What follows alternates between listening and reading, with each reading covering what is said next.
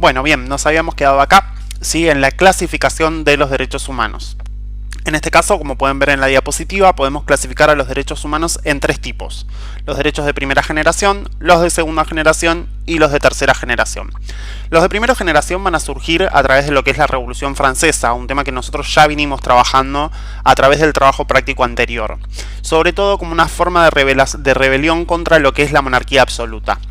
Estos derechos básicamente imponen al Estado que tiene que hacer cumplir determinados derechos fundamentales de las personas.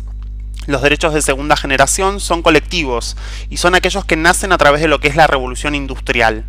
Van a tener que ver principalmente con lo que son los derechos económicos, sociales y culturales. Y los derechos de tercera generación son los que surgen más cercanos a nuestro tiempo y que tienen que ver con la cooperación entre naciones, ¿sí? Entre países. Estos derechos, por ejemplo, tienen que ver con los derechos de los pueblos o el derecho a la paz.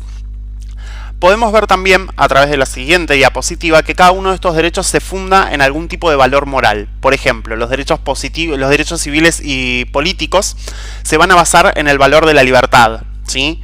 Que serían los derechos de primera generación. Los de segunda generación, como los económicos, los sociales y culturales, se basan en el valor a la igualdad. Y los derechos de tercera generación, también llamados derechos de los pueblos, se basan en la solidaridad. Acá, por ejemplo, en este cuadrito tenemos un breve resumen más o menos de todo lo que fuimos viendo, pero agregado tiene algunos ejemplos, como por ejemplo, los derechos de primera generación tenemos libertad, derecho a la vida, derecho a la propiedad; los de segunda generación, trabajo digno, vivienda, educación, salud; y los de tercera generación, los derechos a lo que tiene que ver con la paz, el ambiente sano y el derecho al desarrollo.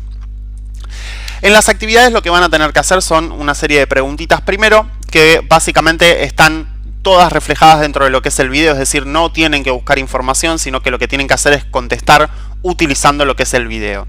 En la primera pregunta les va a preguntar qué son los derechos humanos, por qué creen que son importantes. Esto lo pueden contestar con la primera parte. En la segunda pregunta, si hay un lugar donde estén escritos esos derechos humanos. En la tercera, cuáles son las características y explicar cada una de ellas, ¿sí? Es decir, no basta con nombrarlas, hay que explicar qué es lo que tiene cada una de esas características.